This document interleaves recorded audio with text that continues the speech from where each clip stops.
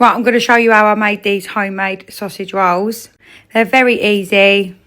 And these first ones I done are absolutely massive. Look at the size of them. But I will show you how I do mine.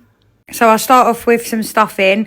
Now, normally I would get the cheaper one because I think it all tastes the same. The prices of this one is a joke, but they didn't have it. So you're forced to get that one. Anyway, I prepare the stuffing. And then I add some sausage meat. Now, I do have 2 of these just to make some normal ones as well. But today, I'm just doing these ones. Otherwise, I'm going to end up with too many. So, I get the roll out puff pastry. Now, for the first one I just made one big one. So, I fried off some caramelised onions.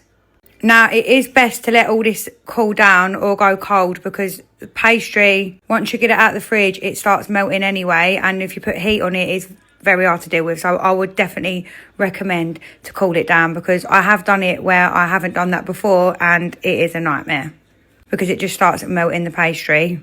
Anyway, I'll roll all the stuffing and sausage meat out on top.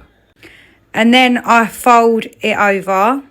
Normally, these puff pastries ain't this big, but I've got the big ones for some reason. Anyway, I just egg wash all the top. Just make sure you try and cover every part of it. And then for the edges, I get a fork and I just go all the way around like this. And then I'll just get a knife and I'll just put slits all the way down.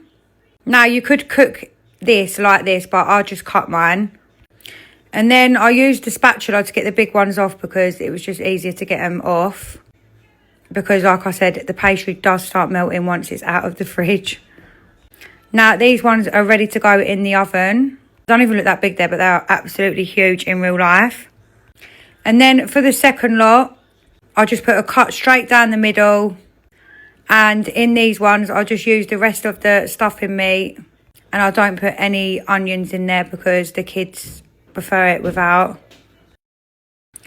And then I'll just repeat the same process. I'll just put all the stuffing meat in, fold it over. I have got one more packet of the rolled out pastry and one more packet of the sausage meat. So I will make some more this week, but without the stuffing. So yeah, anyway, I'll just fold them over, give them an egg wash, go all the way around both of them with the fork again. Put the slits in. Then I'll just try and cut them as equal as I can. And then I'll put these in the oven for about 30-35 minutes. I did start off using the spatula, but I found with the little ones, in the end, it was easier for me to just pick them up. So I'm trying to squeeze them all into one tray because I've already got the other tray in the oven.